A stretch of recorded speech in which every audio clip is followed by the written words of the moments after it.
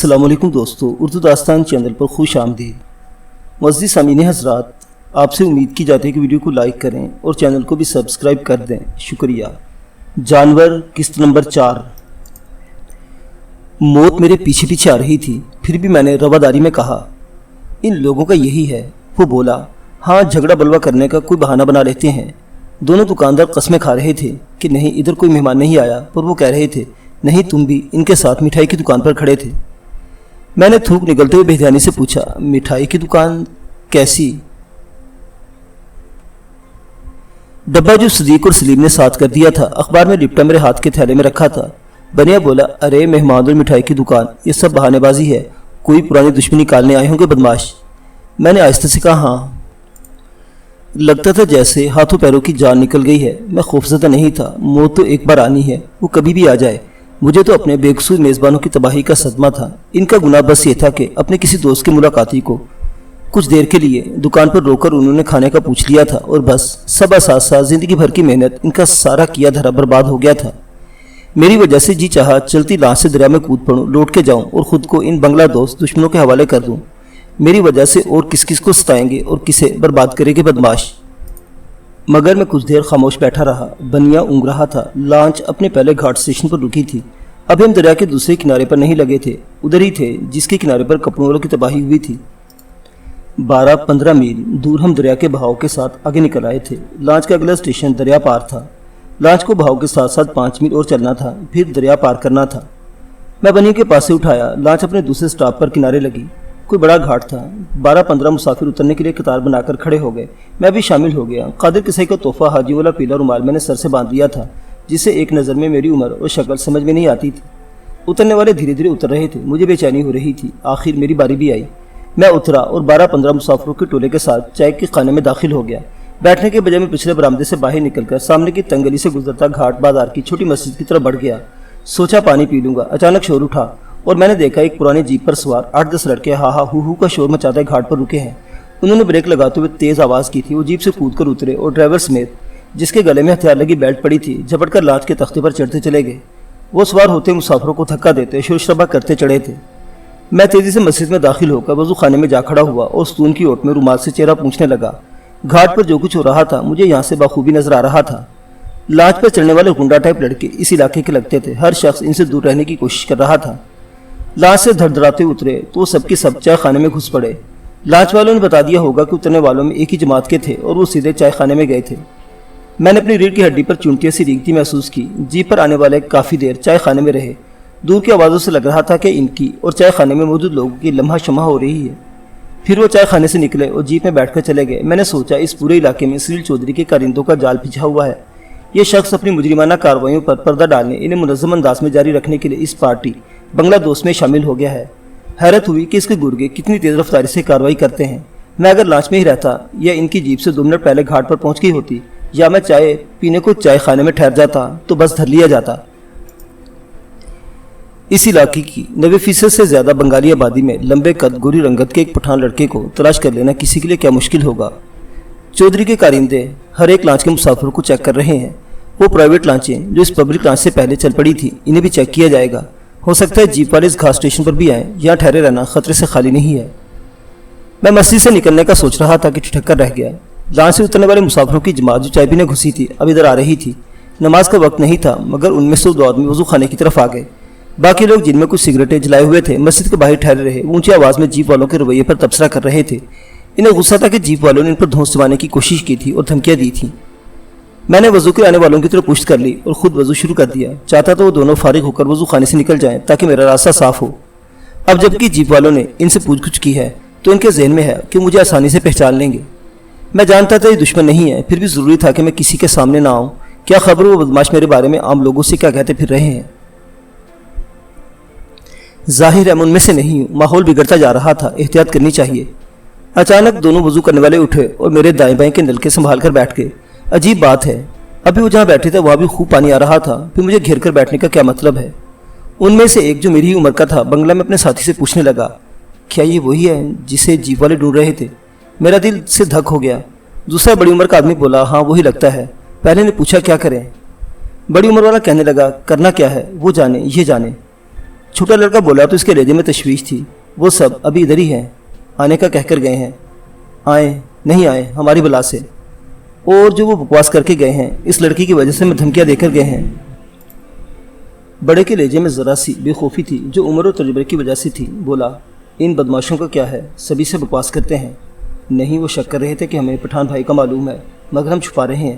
اب جا کے بتاؤ ان سالوں کو کہ تمہارے جھگڑے سے ہمارا کیا لینا دینا، دیکھو یہ بیٹھا ہے تمہارا پٹھان۔ بہت عجیب دلیل دے رہا تھا یہ لڑکا، یہ مروا دے گا مجھے۔ بڑے نے کہا نہیں جی ہمیں کیا ضرورت ہے، اور وہ اٹھنے کو ہوا۔ چھوٹے نے سے بیٹھنے کا اشارہ کیا۔ ٹھہرو تو بھائی، ان سے بلا وجہ دشمنی رکھنا اچھا نہیں ہے، ہم بھی ادھر ہی ہیں، وہ بھی ادھر ہی ہے۔ اب میرے چپ بیٹھے سنتے رہنا ممکن نہیں تھا۔ میں نے اپنی بہترین بنگلہ میں کہا، اور میں بھی ادھر ہی ہوں دوستو، ادھر ہی پیدا ہوا ہوں، پٹھان بھائی ہوں تو کیا ہوا۔ میری آواز سن کر انہیں جھٹکا سا لگا، دونوں کھسے آگے۔ بڑے نے کہا معاف کرو، ہم سمجھے تمہیں بنگلہ نہیں آتی، تمہارا کیا جھگڑا ہے ان سے۔ میرے ذہن میں ایک تصویر کی طرح وہ اخباری کالم آیا جس میں وکیل مزمل حسین پر حملے کی ہیڈنگ لگی تھی۔ میں نے مسمسی آواز میں پوچھا، آپ لوگوں نے کاکسس بازار کے مسلم لیگی لیڈر وکیل مزمل حسین صاحب کا نام سنا ہے؟ ہاں ہاں، جسے اس دوست پارٹی والوں نے ابھی 2 دن پہلے مار پیٹ کی ہے۔ ہاں وہی، میں نے کہا، میں وکیل صاحب کے آفس میں کام کرتا ہوں، ان کے دوست کا بیٹا ہوں۔ ظاہر ہے آخری بات جھوٹ نہیں تھی۔ ارے، میں نے دونوں کو زیادہ موقع نہیں دیا اور کہا، انہوں نے وکیل صاحب کو میرے سامنے مارا پیٹا تھا، اس لیے میرے دشمن ہو گئے ہیں، جبھی سے میرے پیچھے لگے ہیں۔ اوہ ہو، دونوں ایک ساتھ بولے تھے۔ میں نے پوچھا جی والوں نے تم سے میرے بارے میں کیا کہا ہے، آخر مجھے معلوم تو ہونا چاہیے۔ کچھ نہیں کہا، بس وہ ہم پر شبہ کر رہے تھے، کہتے تھے پٹھان کو لان سے تم لے کے نکلے ہو، تم نے اسے کہیں چھپایا ہے، ہمیں وہ چاہیے۔ میں نے غصے سے کہا وہ برے لوگ ہیں۔ ایک بولا بہت برے، یہ بھی بھلا کی بات ہے، کوئی کسی پارٹی میں کام کر رہے ہیں تو سبھی اپنے ہی ملک کے ہیں۔ دوسرا کہنے لگا ہاں سبھی مسلمان ہیں، دشمن تو نہیں ہیں۔ پہلے والے نے آگھی میں سر ہلا کر کہا، دشمنوں کے کہنے پر اچھل رہے ہیں سالے، اور کیا، میں نے لقمہ دیا۔ بڑے والے نے مجھے مشورہ دیا، بولا سنو تم ابھی ادھر ہی مسجد میں رہنا۔ میں نے انہیں پکا کرنے کو کہا، اپنے ساتھیوں کو یا کسی کو میرا مت بتانا، میں تھوڑی دیر یہاں بیٹھ کے نکل جاؤں گا۔ نومر ساتھی اب شد و مت سے میرا ہمدرد ہو گیا تھا۔ نہیں نہیں، بے فکر رہو، ہم کسی سے کچھ نہیں کہیں گے۔ بڑے نے مجھے تسلی دے کھڑا ہوا، ہاں بھائی، ہم تبلیغی پارٹی کے لوگ ہیں، ہمیں سیاسی جھگڑوں سے کوئی غرض نہیں، کسی کو نہیں بتائیں گے، بے فکر رہو۔ وہ لوگ چلے گئے، میں اٹھ میں کھڑا ہو گیا۔ سڑک اور بازار پر نظر رکھنا ضروری تھا، جیسے ہی میدان صاف دکھا میں چل دوں گا۔ ابھی 4-5 منٹ ہی گزرے ہوں گے کہ میں نے دیکھا تبلیغی پارٹی کا چھوٹا کارکن ادھر ادھر دیکھتا پھر مسجد میں آ گیا۔ میں اوٹ سے نکل آیا، قریب آ کر وہ دبی آواز میں بولا، وہ بازار میں پھیل گئے ہیں، اس لیے آیا ہوں کہ بتا دوں۔ اوہ، یہ پریشانی کی بات تھی، نکلنے کے سب راستوں پر کھڑے ہیں وہ لوگ۔ اچھا، ہاں 2 لڑکے ہماری جماعت کے ساتھ لگ گئے ہیں، کچھ نہیں کہہ رہے ہیں، بس جدھر ہم جا رہے ہیں پیچھے پیچھے آ رہے ہیں۔ میں نے پوچھا، تمہیں ادھر آتے تو نہیں دیکھا؟ نہ، اچھا میں جا رہا ہوں، انہیں اگر شک بھی ہو گیا کہ ایک آدمی کم ہے تو ضرور گڑبڑ ہو جائے گی۔ اچھا بھائی شکریہ، وہ بولا، بس تمہیں بتانا تھا کہ خطرہ ہے، کہیں تم نکلنا پڑنا، مہربانی تمہاری۔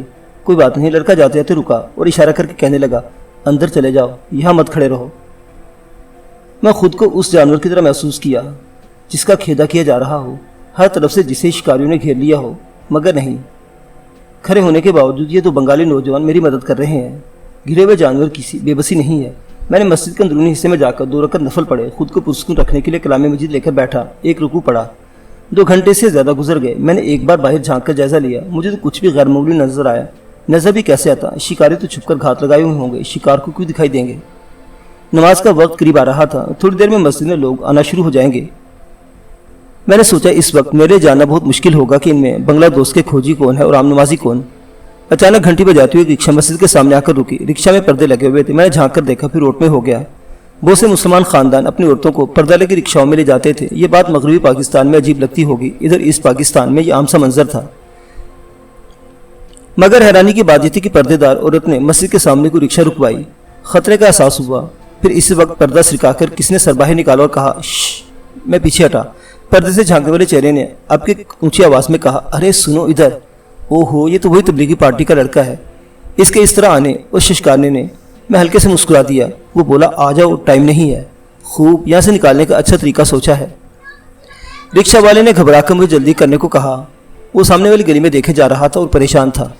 میں مسجد سے نکلا اور پردہ اٹھا کر غراب سے رکشہ میں جا گھسا۔ لڑکے نے جو خود بھی پوری طرح چھپا ہوا بیٹھا تھا مجھے اشارے سے بتایا کہ میں کس طرح بیٹھوں، جوتا لباس کا کوئی بھی حصہ باہر دکھائی نہ دے۔ میرے بیٹھتے ہی رکشہ چل پڑی تھی۔ رکشہ والا بہت تیزی اور ہوشیاری سے رکشہ مسجد سے دور لے گیا اور بازار کی بھیڑ میں شامل ہو کر گھنٹی بجا بجا کر اب مسجد سے چلنے لگا۔ لڑکے نے بھرے بازار سے گزرتے ہوئے کان کے پاس منہ لے جا کر مجھ سے کہا، میں ابھی اتر جاؤں گا، اپنی جماعت کے ساتھ مجھے کچھ ٹائم رہنا پڑے گا۔ رکشے والے کو معلوم ہے تمہیں کہاں اتارنا ہے، وہ تمہیں حفاظت کی جگہ پہنچا کر چلا جائے گا۔ ادھر کچھ نہیں ہوگا، اگر کوئی آئے اور پوچھے تو بتا دینا تبلیغی پارٹی کے ساتھ جانے کے لیے آیا ہوں۔ لڑکے نے رکشہ والے کو اشارہ کیا اور اچھا چلتا ہوں کہہ کر تیزی سے پردہ سرکا کر اتر گیا۔ رکشہ والا مجھے نامعلوم بازاروں اور گنجان آباد علاقوں سے گھنٹی بجاتا لے چلا۔ رکشے کی رفتار ہلکی ہو گئی تھی مگر مجھے خطرے سے بچ نکلنے کا احساس ہو رہا تھا۔ میں نے خود کو تسلی دی، سب ٹھیک ہو جائے گا۔ اور کیا، جب اتنا بھروسہ کیا ہے تو پھر کس شک میں پڑنے کی کیا ضرورت ہے؟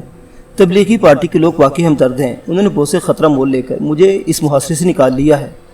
رکشہ ایک لکڑی کے گودام میں جا کر رکی، سب طرف اوپر تلے عمارتی لکڑی چنی ہوئی تھی۔ رکشہ والے نے کہا اتر جاؤ۔ میں اپنی تھیلی سنبھالے پردے سے نکل کر رکشے سے اتر کر کھڑا ہو گیا۔ رکشے والے نے کہا ادھر ہی کہیں بیٹھ جاؤ، وہ لوگ آتے ہوں گے۔ وہ جانے لگا تو میں نے پوچھا کتنے پیسے ہوں گے؟ بولا پیسہ مل گیا ہے۔ یہ کہہ کر وہ روانہ ہو گیا۔ ٹین کے شیڈ تلے ایک لمبی چوڑی بینچ پڑی تھی، میں جا بیٹھا۔ اب جو ذرا آفت ہوئی تو بھوک لگنا شروع ہوئی۔ میرے پاس کھانے کو وہی مٹھائی تھی۔ تھیلی سے نکالا تو وہ دونوں دوست اور ان کی مصیبت یاد آئی۔ میں نے خود سے کہا شیر خان زندہ رہا تو ان کپڑے والوں کے نقصان کی تلافی کروں گا۔ بینچ کے پاس گلاس سے ڈھکی سراہی رکھی تھی، مٹھائی کھا کر پانی پی کر شکر کیا۔ تھیلی سنے رکھ کر بینچ پر لمبا لیٹ گیا۔ سونے کا کوئی ارادہ نہیں تھا مگر نیند بہرحال آئی۔ کافی دیر سے آنکھ کھلی تو سنا کوئی آواز دے رہا تھا۔ بڈھا سا چوکیدار تو پوچھ رہا تھا کون ہو، کہاں سے آئے ہو؟ میں نے بتا دیا کہ تبلیغی پارٹی کے ساتھ جانے کا آیا ہوں۔ کہنے لگا اچھا آرام کرو، ابھی بس نہیں آئے گی تو بتا دوں گا، تم آرام کرو۔ کوئی ایک گھنٹے بعد بس آ گئی۔ میرے وہ دونوں محسن گودام میں آ کر مجھ سے پوچھنے لگے کوئی تکلیف تو نہیں ہوئی؟ میں نے ان کو شکریہ ادا کیا اور ان کی وجہ سے بچ گیا ہوں، ورنہ بنگلہ دوست کے خدا معلوم میرا کیا حشر کرتے۔ تبلیغی پارٹی والے اپنے خرچ پر چٹاکانگ جا رہے تھے۔ انہیں 2 دن کاکسیس بازار ٹھہر کر آگے چلے جانا تھا۔ کہنے لگے فکر مت کرو، تمہیں کاکسیس بازار میں چھوڑتے ہوئے نکل جائیں گے۔ کاکسیس بازار پہنچ کر پہلے مجھے وکیل صاحب کو دیکھنا تھا اور پھر سب کارروائی کرنی تھی۔ چند گھنٹے کا یہ سفر اچھی طرح کٹا، وہ مجھے خرچ ہی نہیں کرنے دیتے تھے۔ میں نے بہرحال اصرار کر کے کاکسیس بازار تک کا اپنا کرایہ ادا کیا۔ ہم رات میں وہاں پہنچے۔ میرے دونوں محسنوں نے کہا رات میں کہاں ٹھکانہ ڈھونڈو گے، صبح تک ہمارے ساتھ ٹھہرو، دن نکلتے چلے جانا۔ صبح میں نے ان کے ساتھ ہی ناشتہ کیا اور شکریہ ادا کرتا دعائیں دیتا ہوا سیدھا وکیل محمود حسین کے گھر پہنچا۔ وکیل مزمل حسین گھر کے بیٹھک میں ہی دفتر کرتے تھے۔ ایک لمبے چوڑے کمرے میں چاروں طرف کتابوں سے بھری الماریاں لگی رہتی تھی۔ ایک طرف بڑی سی میز، باقی بیٹھک میں بہت سے صوفے، کرسیاں، تپائیاں، ڈیسک پڑے ہوتے تھے۔ ان کا دفتر مجھے اچھی طرح یاد تھا۔ میں صبح 10 بجے وہاں پہنچا تو دیکھا گھر کے سامنے ہمیشہ کی طرح سایہ میں وکیل صاحب کی منشی مسعود علی کی اسکوٹر کھڑی تھی، جسے میں پہچانتا تھا۔ اسکوٹر کے علاوہ وہاں اب کوئی اور چیز میں پہچان میں نہیں آئی۔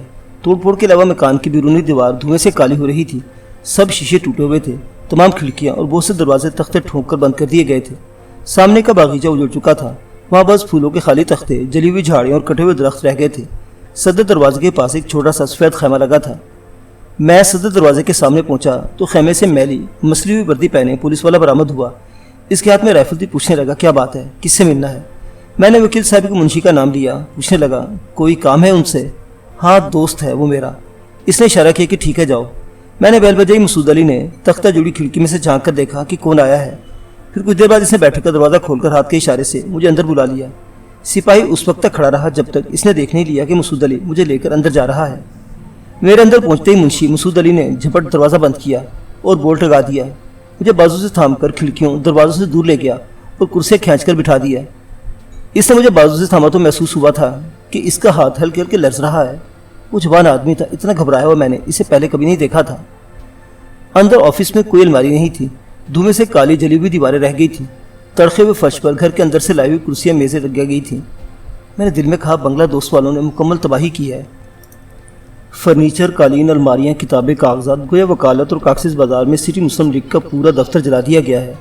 ہفتے بھر بعد بھی بیٹھک میں دھوئیں کی بو بسی ہوئی تھی۔ مسعود منشی نے ادھر ادھر پریشانی سے دیکھا، پھر بولا کہاں سے آ رہے ہو؟ میں نے کہا یہیں سے۔ کہنے لگا میں نے سنا تھا تم شہر میں نہیں تھے، چلا گیا، اب آ گیا ہوں۔ میں نے گول مول جواب دیا۔ حالات جانے بغیر میں کسی کو بھی کچھ بتانا نہیں چاہتا تھا۔ اس نے گھبرا کر پھر ادھر ادھر دیکھا۔ سنا تھا تم؟ میں نے بھی اور بھی کچھ سنا ہے کہ تم ٹھیک تو رہے ہو نا؟ گویا کاکسیس بازار میں میرے بارے میں کچھ خبریں گشت کر رہی تھی۔ میں نے کہا میں ٹھیک ہوں۔ وکیل صاحب کیسے ہیں؟ وہ بولا اسپتال میں ہے اور ان کے گھر والے کچھ چلے گئے، کچھ بڑی بیٹی کے ہاں شفٹ ہو گئے ہیں۔ میں نے کہا مطلب یہ کہ یہاں بس تم ہی ہو؟ ہاں میں اور چوکیدار، دوسرے سب لوگ مالک کوک ڈرائیور وہ بھاگ گئے۔ تم روز آتے ہو؟ میں نے پوچھا تو اس نے ہاں میں سر ہلایا، بولا صبح آتا ہوں 1 بجے تک چلا جاتا ہوں۔ میں نے کہا میں وکیل صاحب سے ملنا چاہتا ہوں۔ دھیرے سے بولا ملنے کے لیے؟ اب وہاں کون ہے؟ میں دیکھنا چاہتا ہوں انہیں۔ منشی گھبرا کے بولا نہیں نہیں وہاں مت جانا۔ کیوں؟ وہاں وہ سوچ کر کہنے لگا وہاں پولیس لگی حفاظت کے لیے۔ ٹھیک ہے لگی رہے پولیس، میں تو بس دیکھ کر آ جاؤں گا۔ دیکھنا کیا ہے، میں بتا رہا ہوں نا، بس ٹھیک ہی ہوں گے۔ ٹھوس غذا دینا شروع کر دی ہے انہیں۔ لوگوں کو پہچانتے ہیں نہیں، اور باتیں مطلب زبان سے کچھ بھی کہتے ہیں یا نہیں؟ باتیں کیسی گزرا؟ اور اس کو بولا بڑے چھت کو تکتے رہتے ہیں۔ میں نے پوچھا تم وہاں کب جاتے ہو؟ کہنے لگا روز۔ میں بھی چلوں گا۔ آج کب جاؤ گے؟ وہ کچھ دیر تک میری صورت دیکھتا رہا، پھر بولا آج نہیں جاؤں گا۔ مجھے اس کی بات بری لگی۔ وہ کیوں چاہتا ہے کہ میں نہ جاؤں؟ وہ کیوں مجھے ساتھ لے جانا نہیں چاہتا؟ میں نے کہا تم کیوں روک رہے ہو مجھے؟ وہ بولا ڈاکٹر تمہیں اجازت نہیں دیں گے۔ کیوں نہیں دیں گے؟ صرف فیملی کو جانے دیتے ہیں، سٹاف میں بس مجھے اجازت ملی ہے۔ مجھے غصہ آ گیا، مگر میں انہیں دیکھنا چاہتا ہوں۔ ہر حال میں مجھے کوئی نہیں روک سکتا۔ کہنے لگا خان ضد کرنے کا کوئی فائدہ نہیں، میں تمہیں وکیل صاحب کی خیریت پر فون پر بتاتا رہوں گا۔ میں اٹھ کر کھڑا ہو گیا۔ میں وہی جا رہا ہوں، دیکھنا ڈاکٹر یا پولیس مجھے کس طرح روکتے ہیں۔ میں وکیل صاحب کے رشتہ داروں سے ملوں گا، وہ پہچانتے ہیں مجھے۔ مسعود علی سوچ میں پڑ گیا۔ اس نے مجھے بیٹھنے کا اشارہ کیا۔ میں نے دیکھا اس کے چہرے پر تذبذب اور پریشانی صاف پڑی جاتی تھی۔ کچھ دیر خاموش رہ کر آخر بولا گارڈ کے ساتھ ایک ایس آئی کی ڈیوٹی بھی ہے وہاں، اس سے میری سلام دعا ہے۔ میں فون کر کے دیکھتا ہوں، اگر وہ ہوا تو تمہیں بھی لے جاؤں گا۔ بیٹھو جانا مت، میں بھی آتا ہوں۔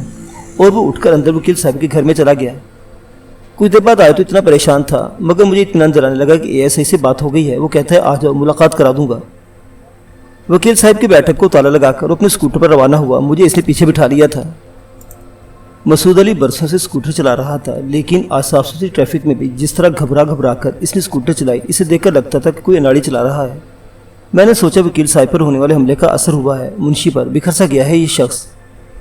وہ اسکوٹر چلاتے مجھ سے باتیں کر رہا تھا، پوچھ رہا تھا کہ میں نے اپنے والد صاحب کو خط یا تار کچھ بھیجا ہے۔ میں نے بتایا وکیل صاحب کو دیکھ لوں تو تار بھیجوں گا یا ٹرنک کال کرنے کی کوشش کروں گا۔ باتوں میں اندازہ نہیں ہوا منشی شاید کسی لمبے راستے سے لے جا رہا تھا، ورنہ اسپتال تو اتنی دور نہیں تھا۔ منشی جس گنجان علاقے میں اسکوٹر لے آیا تھا، ادھر آئے بغیر بھی جلد اسپتال پہنچا جا سکتا تھا۔ یہ تو پھیر کا راستہ ہے۔ میں اسے توجہ دلائی کہ وہ غلط راستے پر لے آیا ہے تو بولا ہاں، باتوں میں خیال نہیں رہا۔ کہنے لگے سامنے والی گلی شارٹ کٹ ہے، ادھر سے نکل جاتے ہیں۔ اور اسے اسکوٹر ایسی گلی میں گھما دی جو آگے سے بند تھی۔ لا حولہ پڑتا ہوا اور اپنے اسکوٹر واپس موڑنے لگا تو اچانک اس کا انجن بند ہو گیا۔ عجیب آدمی ہے، دیر کر رہا ہے۔ میں نے کہا کیا بات ہے؟ بولا پیٹرول ختم ہو گیا ہے، اترو۔ ٹھہرو ریزرو لگا کر دیکھتا ہوں۔ اس نے مجھے اتار دیا۔ کچھ ادھر ادھر ہاتھ ڈالتا رہا، بولا کوشش کرتا ہوں، اور اس اسکوٹر پر سوار ہو گیا۔ اب ایک ہی کک میں انجن سٹارٹ ہو گیا۔ بیٹھے کہ میں نے ایک قدم بڑھایا ہی تھا کہ منشی مجھے دھکا دیا، اس اسکوٹر بھگاتا گلی سے نکل گیا۔ یہ کیا؟ منشی مجھے یہاں پھنسانے لایا تھا؟ میں نے گلی سے نکلنے کے دیوانہ وار دوڑنا شروع کر دیا، مگر دیر ہو چکی تھی۔ گلی کے دونوں طرف کے مکانوں سے بنگالی لڑکے نکل کر آ گئے تھے۔ انہوں نے راستہ روک لیا تھا۔ ان کے ہاتھوں میں پولیس والوں جیسے ڈنڈے، چاقو، ربڑ کے بھاری پائپ اور لاٹھیاں تھیں، اور وہ پوری طرح گھیرا ڈال چکے تھے۔ مسعود کے اسکوٹر کی آواز دور ہو کر ختم ہو گئی۔ میں نے سوچا یہاں تو میں خود آ کر پھنسا ہوں۔ منشی ٹال رہا تھا، مگر میری سمجھ میں نہیں آتا تھا۔ لڑکے ہر طرف سے بڑھتے آ رہے تھے۔ میں نے ایک دیوانہ وار کوشش کی، ان کے گھیرے سے نکل جانا چاہا، اور وہ بھوکے بھیڑیوں کی طرح مجھ پر آ پڑے۔ کبھی اتنی مار نہیں پڑی تھی جتنی اس روز بند گلی میں گھیر کے ان لڑکوں نے لگائی۔ وہ مجھ پر ڈنڈے اور ربڑ کے بھاری پائپ برساتے رہے۔ غنیمت تھا کہ چاقو والے مجھ سے دور رہے۔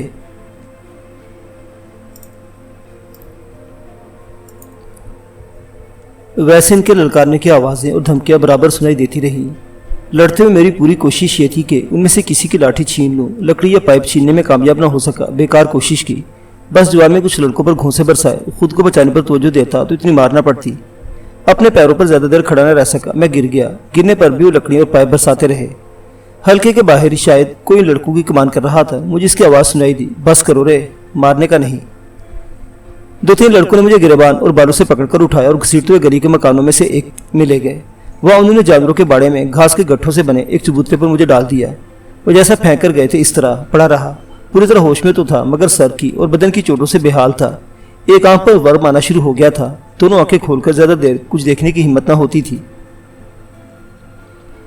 گھنٹہ 2 گھنٹہ گھاس کے گٹھوں پر پڑا رہا، پھر کچھ کرنے ہلنے جلنے کے قابل ہوا۔ ایک جگہ سے سر کی کھال پٹ گئی تھی، خون بہتا رہا، پھر جم کر خود ہی رک گیا۔ قمیص کا کالر خون سے تر تھا، سر میں 2-3 جگہ گومڑ بن گئے تھے۔ آنکھ سوج کر تقریباً بند ہو گئی تھی۔ انہوں نے پنڈیوں پر جو چوٹیں لگائی تھیں تو چلنے میں مشکل ہو رہی تھی۔ میں نے کھڑے ہو کر اور فرش پر پیر ٹکا ٹکا کر اطمینان کر لیا، ہڈی نہیں ٹوٹی تھی، مگر میں اس کوشش میں پسینے پسینے ہو گیا۔ بازو میں سے ایک پر لاٹھی کی چوٹ بھی بہت تکلیف دے رہی تھی۔ میں نے رومال نکال کر گردن میں جھولی سی ڈالی اور سارے کے لیے اپنا بازو اس رنگ میں ڈال دیا۔ اس سے زیادہ میں کیا کر سکتا تھا؟ اتنی تھکن تھی کہ جی کرتا تھا وہی ننگے فرش پر لیٹ جاؤں۔ خیر بہت مشکل سے اور آہستہ آہستہ گھاس کے گھٹوں پر چڑھا اور لیٹ گیا۔ یہ تازہ پریشانی میری اپنی ہی لائی ہوئی تھی۔ میں نے سوچا اگر میں ذرا سمجھ سے کام لیتا، منشی کی باتوں پر، اس کے رویے پر ذرا توجہ دیتا تو سب کچھ سمجھ میں آ جاتا اور مصیبت میں اس طرح نہ کود پڑتا۔ منشی چاہتا تھا میں وہاں سے چلا جاؤں، اسپتال جانے کا بھی خیال چھوڑ دوں۔ ایک طرح سے میرے بھلے کی سوچ رہا تھا وہ۔ یقیناً اسپتال میں بھی سلیل چودھری کے ٹھگوں کا پہرا ہوگا۔ منشی بہت ڈرا ہوا تھا۔ صاف نظر آ رہا تھا کہ چودھری کے گرگوں نے اسے پوری طرح قابو کر لیا ہے۔ کیا کرتا وہ؟ اس کے سامنے ایک ہی راستہ تھا کہ جیسا جیسا وہ لوگ کہتے جائیں کرتا چلا جائے، نہیں تو نتائج کا سامنا کرے۔ سیدھی سی بات، یعنی اب یہ بات سیدھی لگتی ہے کہ چودھری اور اس کے بھتیجے بازرر کو یقین تھا کہ کارخانے کی گیس سے بھاگ کر میں زیادہ دن غائب نہیں رہوں گا، لوٹ کر کاکسس بازار میں ہی آؤں گا۔ میں نے گیسٹ ہاؤس میں ان کے مخبر کک سے بات کی تھی۔ کاکسس بازار میں آ کر ہی مجھے اپنے وکیل اور سرپرست مزمل حسین کے بارے میں معلومات حاصل ہو سکتی تھی۔ وہ جانتے تھے وکیل مزمل حسین میرا نقطہ آغاز ہوں گے، پہلے ہی میں ان کا خیال دیکھوں گا۔ پولیس کو رپورٹ بعد میں کروں گا، اس لیے مجھے کسی اور جگہ تلاش کرنے میں انہوں نے وقت ضائع نہیں کیا۔ بس وکیل صاحب کے گھر اور اسپتال پر جم کر بیٹھ کے اور مجھے پکڑ لیا۔ رات ہو گئی تو ٹارچ اور کھانا لے کر دو لڑکے آ گئے۔ دونوں کے ہاتھ میں کھلے ہوئے چاقو تھے۔ انہوں نے ٹارچ چلا کر مجھے دیکھا اور اشارے سے مجھے قریب بلایا اور کھانے کے برتن پر روشنی ڈال کر سخت لہجے میں کہنے لگے، کھا لو، جھول دی۔ میں سمجھ گیا تھا کہ اگر میں نے دیر کی تو کسی طرح کا تعامل کیا تو وہ کھانا واپس لے جائیں گے۔ میں نے بہت مشکل سے گھاس کے گھٹوں سے اتر کر کھانا زہر مار کیا، پانی پیا اور وقفے وقفے سے مجھ پر ٹارچ کی روشنی ڈالتے رہتے تھے۔ کھانا کھا چکا تو کچھ کہے بغیر برتن اٹھا کر چل دیے۔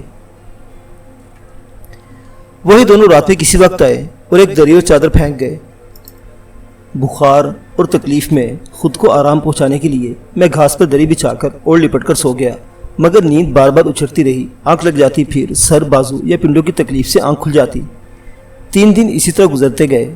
2-3 لڑکے لاٹھی چاقو سنبھالے آتے، کھانا دے جاتے، رات میں ٹارچ دکھا دکھا کر کھانا کھلاتے، پھر مجھے اندھیرے میں چھوڑ جاتے۔ میری ذاتی ضرورت کے لیے مجھے رات میں کسی وقت لے جاتے تھے، ویسے میں چاہے کتنا ہی شور کیوں نہ کروں سنتے نہیں تھے۔ ایک بار میرے شور مچانے پر انہوں نے اپنی اکھڑی اکھڑی سی اردو زبان میں بتا دیا تھا کہ پہلے یہاں ایک پاگل آدمی کو بند رکھا جاتا تھا، محلے والوں کو اس کے شور کی عادت ہے، جتنے مرضی ہو بکواس کرو، کوئی فرق نہیں پڑے گا۔ میں نے نوٹ کیا تھا کہ جاننے کے باوجود کہ میں بہت اچھے بنگلہ بولتا ہوں، ان لڑکوں نے مجھ سے بنگلہ میں بات نہیں کی تھی۔ وہ مجھ سے ہمیشہ اپنی کمزور انگریزی اور ٹوٹی پھوٹی اردو میں بات کرتے تھے، شاید مجھے بنگلہ زبان کے لائق نہیں سمجھتے ہوں گے۔ 3 دن اسی طرح گزر گئے۔ چوتھے دن رات کے آخری پہر 3-4 ہتھیار مند لڑکوں کے ساتھ ایک ڈرائیور جیسا آدمی آیا۔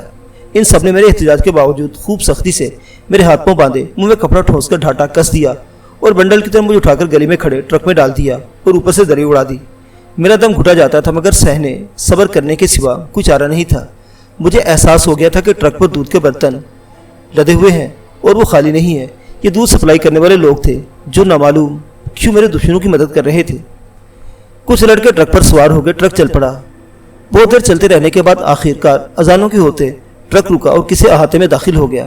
مجھے بنڈل کی طرح بندھا ہوا لے جا کر انہوں نے عمارت میں کہیں ٹاٹ بچھے فرش پر ڈال دیا، پھر میرے ہاتھ پاؤں کھول دیے، منہ میں ٹھوسا ہوا کپڑا نکال دیا۔ ذرا جان میں جان آئی۔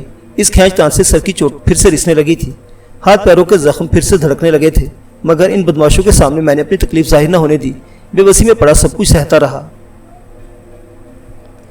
کسی نے لائٹ جلا دی تو میں نے دیکھا میں کسی گیراج کے فرش پر پڑا ہوں اور مجھے لانے والے نے دائرہ سا بنا کے کرسی پر خاموش بیٹھے تھے۔ 10-15 منٹ بعد میرے ہوش بحال ہوئے۔ ایک نوکر ٹرے اٹھائے گیراج میں آیا اور مجھ میں سب کے لیے چائے لایا تھا۔ چائے بہت گرم تھی، بہت میٹھی تھی۔ چائے پی کر سب لڑکے گیراج سے نکل گئے۔ ٹاٹ کے فرش پر اکیلا میں بیٹھا رہ گیا، مگر زیادہ دیر میں اکیلا نہ رہا۔ میں نے ہنسی کی آواز سنی، پھر دیکھا سلیپنگ گاؤن پہنے چودھری بازرر یعنی بھتیجا بزر الرحمان گیراج میں چلا آیا۔ وہ فلمی ویلنوں کی طرح خود اپنی کمینگی پر خوش ہوتا آ رہا تھا۔ گیراج میں آ کر اس نے ویلوں کی طرح مجھے دیکھ کر کے افسوس ظاہر کیا، بولا، نیچے بٹھا رکھا ہے ان لوگوں نے تمہیں، بہت برا کیا، آؤ ادھر کرسی پر آ جاؤ ادھر۔ میں نے غصہ کر کے جھنجھلا کر اسے خوش ہونے کا موقع نہیں دینا چاہتا تھا۔ شکر ہے کہہ کر ٹاٹ سے اٹھا اور قریب 3 کرسی پر جا بیٹھا۔ بازرر دوسری کرسی کھینچ کر بیٹھ گیا۔ سر سے پیر تک 1-2 بار دیکھ کر اس نے مایوسی میں سر ہلایا، بولا، شیر خان۔ یار ہم نے سوچ لیا تھا اور کارخانے میں تمہیں بہت آرام سے رکھیں گے. یاد ہوگا چچا بھی یہی کہہ رہے تھے. پھر ہم نے تمہیں وہاں بستر بھی دے دیا تھا. بہت اچھا کھانا کھلا رہے تھے. آگے چل کر جب ہماری تمہاری دوستی پکی ہو جاتی اور اچھا کھانا دیتے، مگر تمہارے اندر بالکل سوجھ بوجھ نہیں ہے. وہاں سے فرار ہو گئے اور اپنا نقصان کر لیا. اب دیکھو بھینسوں والوں نے کس طرح رکھا ہوا ہے. تمہیں کیا معلوم کہ بدتر بلائیں کھلاتے ہوں گے. سنا ہے بے وقت باتھ روم کو بھی نہیں جانے دیتے. بڑے سور ہیں. میں نے اس کی طرف صرف دیکھا، کہا کچھ نہیں. بھتیجا کہنے لگا ہم نے اور چچا نے سوچا تھا ہم تمہیں ادھر کارخانے میں سال بھر رکھیں گے، پھر رہا کر دیں گے یا کوئی اور اچھا سا بندوبست کر دیں گے، کہیں شادی کروا دیں گے تمہاری. مگر تم نے کوآپریشن نہیں کیا. ہمارے ساتھ مجبوری ہے. تمہاری سزا یہ ہے کہ وہیں بھینسوں والوں کے پاس رہو. کسی نے بتایا ہوگا کہ بہت دن تک ایک پاگل بن رہا تھا وہاں، بیچارہ مر گیا. اب تمہاری باری ہے. سال بھر تم وہاں رہو گے، سمجھے؟ ایک سال وہاں گزار لو، پھر تمہارا سوچیں گے ہم لوگ کے کیا کہیا جائے. میں نے خوب منہ پھاڑ کر جماہی لی اور مسکرانے لگا. بازر کو تہ آ چلا تھا. اس نے بنگلہ میں مجھے گالی دی. اردو میں بولا ابھی تمہیں کو نیند آتا ہے، ٹھیک ہے سارا ادھر سو جاؤ. وہ تیزی سے گراج سے نکل گیا. تھوڑی دیر بعد وہی نوکر جو چائے لایا تھا آیا. وہ 2-3 پھیروں میں گراج کی سب کرسیاں بلکہ ٹاٹ کا ٹکڑا تک اٹھا کر لے گیا. بازرے میں تھوڑی بہت تبدیلی تو آئی تھی. پہلے وہ چیز چلاتا تھا تو پستول نکال لیتا تھا، گولی چلاتا تھا. اب صرف کرسیاں ہٹوا رہا ہے. میں ننگے فرش پر لیٹ گیا اور نیند پوری کرنے کی کوشش کرنے لگا. معزز سامعین حضرات، کہانیاں بھی جاری ہے. بقیہ واقعات اگلی قسط میں دیکھتے رہیے. اردو داستان. اللہ حافظ.